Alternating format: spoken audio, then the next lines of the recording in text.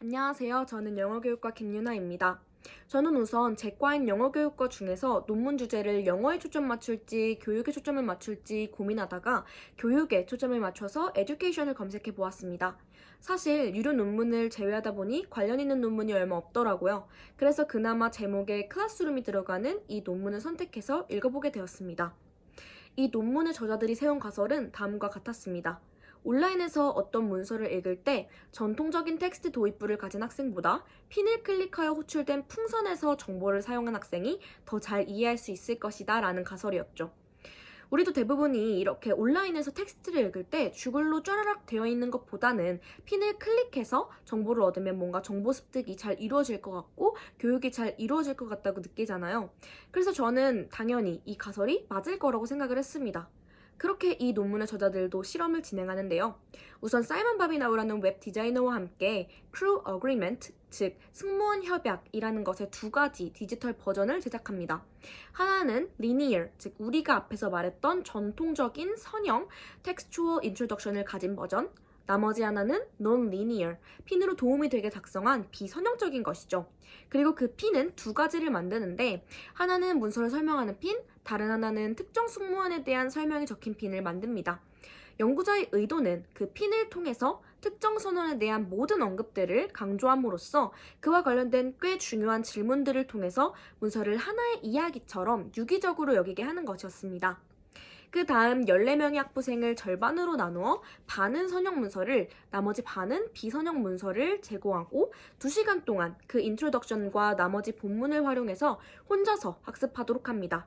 그 후 다른 2시간 동안은 2개의 엑서사이즈를 수행하도록 하였는데 첫 번째는 단순 내용 지향적인 객관식이라면 두 번째는 10년 후의 두 번째 협의와 승무원 합의를 비교하는 간단한 분석적 에세이를 쓰는 것이었습니다.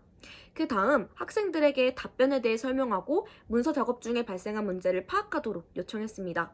그런데 결과는 충격적이었습니다. 두 집단 간의 문서 이해도에서 큰 차이가 없었던 것입니다. 두 그룹 모두 문서들의 역사적 의의를 파악하지 못한 채 저조한 결과를 보였습니다. 왜냐하면 두 그룹 모두 질문에 답을 하기 위해서 문서의 논리를 전체적으로 반영하기보다는 구체적인 정보에만 집중을 했기 때문입니다. 두 그룹은 그 구체적인 정보를 찾는 과정에서 차이를 보였는데요. 첫 번째 그룹에선 답을 하기 위해서 단순히 그 인트로덕션을 활용한 반면 두 번째 그룹에선 핀에서 핀으로 아무런 순서 없이 이동하면서 팩토이즈, 사실처럼 보이는 것들, 그러니까 문제 푸는데 도움이 될 만한 그런 사실들만 이렇게 빼냈다는 거죠. 결과적으로는 두 그룹 다 그냥 답이 될 만한 구체적 정보들에만 집중을 했습니다. 이러한 결과가 나타나는데 영향을 미친 두 가지 요인이 있는데요. 첫 번째 요인은 줌 기능입니다. 같은 페이지 내용이어도 줌 기능으로 부분으로 보다 보니까 문서의 논리를 이해하는 것을 어렵게 만들었습니다. 두 번째 요인은 디자인 문제인데요. 첫 번째 그룹의 경우에는 양피지 모양의 배경을 통해서 확실하게 인트로덕션이라는 것을 알려주었다면 두 번째 그룹의 경우에는 핀에 연결된 풍선이 흰 배경 위에 그냥 문서와 연결되어 있다 보니까 그게 인트로덕션인지 모르고 그냥 문서 자체의 일부라고 이해한 학생들이 몇몇 있었다고 합니다. 이렇게 학생들이 내용보다는 형식에 더 초점을 맞추다 보니 이 문서가 누구에 의해서 또 무슨 목적으로 창작된 것인지 생각하는 게 어려워진 것이죠. 이를 통해 알 수 있는 교육적 의미에 대해 살펴보겠습니다.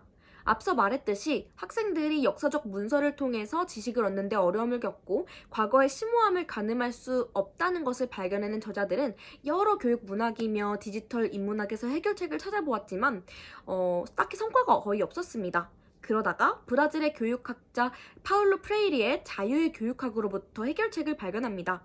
자유의 교육학은 학생들이 이미 존재하는 이해의 가치를 충분히 인식해야 한다고 주장했습니다. 당장의 과거에 대한 새로운 특정한 지식을 습득하여 학습된 과거에서 문서를 접근하는 것이 아니라 기존의 이해력을 동원하여 현재로부터 문서와 상호작용할 것을 시사합니다. 또한 저자는 교사로서 학생들이 과거 역사의 중요성을 이해하지 못한다고 해서 절망해서는 안 된다고 주장합니다.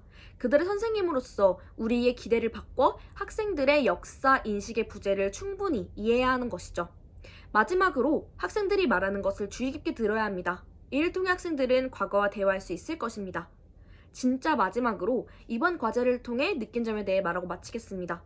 우선 영어 교육이라는 제 전공과 연관지어 보면 영어도 인터넷이 발달함에 따라 온라인에서 영어 텍스트를 읽을 일도 많아질 텐데 이 연구 논문을 통해 중요한 것은 텍스트 형식이 아닌 학생들에게 텍스트 내용 자체에 대해 이해할 수 있는 힘을 길러주는 것임을 깨달았습니다.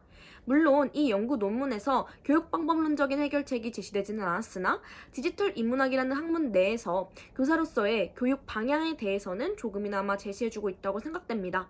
저에겐 디지털 인문학이 좀 생소한 학문이었지만 제 주 전공 분야와 관련한 연구 논문을 찾아보고 또 발표 준비를 하면서 그래도 그나마 친숙하게 느껴져서 흥미로운 경험이었습니다.